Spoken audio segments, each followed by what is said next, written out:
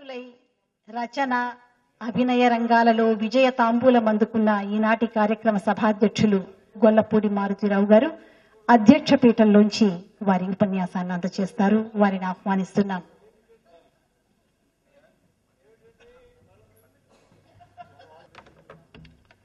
నేను ఉద్యోగరీత్యా 50 సంవత్సరాల కిందట హైదరాబాద్ వచ్చా.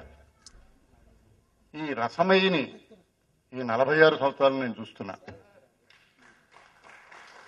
ఈ జంట నగరాల్లో ఉదాత్తత, ఔచిత్యం, చక్కటి విలువలు గల సభలకి, సత్కారాలకి చక్కటి చిరునామా రామవీర రసమయ్యి. నేను చాలా సభలకి రాలేదు, ఆయన చెప్పింది రైటే. రాము గారు పిలిచిన చాలా అరుదైన సభ కూడా ఇదే, అందుకు వచ్చాను నేను. నారాయణ రెడ్డి గారికి నా కుర్చీకి మీద మీకు కనిపిస్తున్నది కొంచెం చిన్న జలతారు అంచు కనిపిస్తూ ఉండాలి మీకు. ఎందుకంటే ఈ 46 సంవత్సరాలు అధ్యక్ష పీఠాన్ని వహించిన నారాయణ రెడ్డి గారిని పక్కన కూర్చోబెట్టి నన్ను అధ్యక్ష పీఠంలో కూర్చోమని చెప్పినందుకు రాము గారు చాలా చాలా ఆనందంగా ఉంది. నారాయణ రెడ్డి గారిని నేను నా 18వ ఏట ఆనర్స్ చదువుకుంటున్నప్పుడు చూశాను. ఇంకా చాలా అందంగా ఉండేవాడు ఆయన.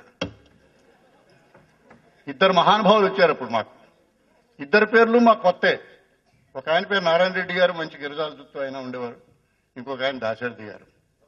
ఇద్దరూ మేము ఆ రోజుల్లో ఊహించలేని గొప్ప కవితలు రాస్తే మరో కవి మా సమకాలికుడు మోదుకూరు జాన్సన్ పాట పాడాడు. నారాయణ రెడ్డి గారు నాటక యవనిక లాంటిది నాలో జారిన స్వప్న, జ్ఞాపకం ఉంది ఇది. ఈ జ్ఞాపకం 54 సంవత్సరాల కిందటి. నాటక యవనిక లాంటిది నాలో జారిన స్వప్నం, ఖండిత నాయక విగళ కైసికి భారం లాంటిది, సర్వరి పెదవుల అంచుల చంపాహాసం లాంటిది, నాటక యవనిక లాంటిది నాలో జారిన స్వప్నం అన్నారు నారాయణ రెడ్డి గారు.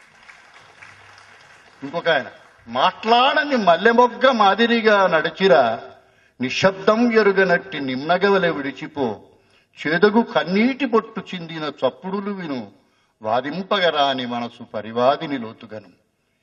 ఎంత అద్భుతమైన కవితలు రాశారు. ఎంత అద్భుతమైన కవులు అనుకుంటే, నా జీవితంలో అరుదైన అదృష్టం ఏమిటంటే వీరిద్దరితోటికి నేను కలిసి పనిచేశాను.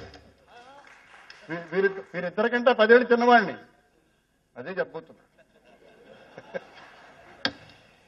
నారాయణ రెడ్డి గారు నేను ఎన్ని సినిమాలు రాశామో, ఎన్ని సినిమాలకు పనిచేసామో. హంపీల్లో ఉన్నాం, ఇంకో చోట ఉన్నాం. నేను 10 సీన్లు కష్టపడి రాస్తే అని 10 లైన్లో ఆ కిరీటంతా కొట్టుకుపోయేవాడు ఆయన. మా సీన్లు ఎప్పుడైనా వేదికల మీద చదవడం మీరు ఎప్పుడైనా ఉన్నారండి. ఇవాళ ఆయన పాటలు ఎన్నిసార్లు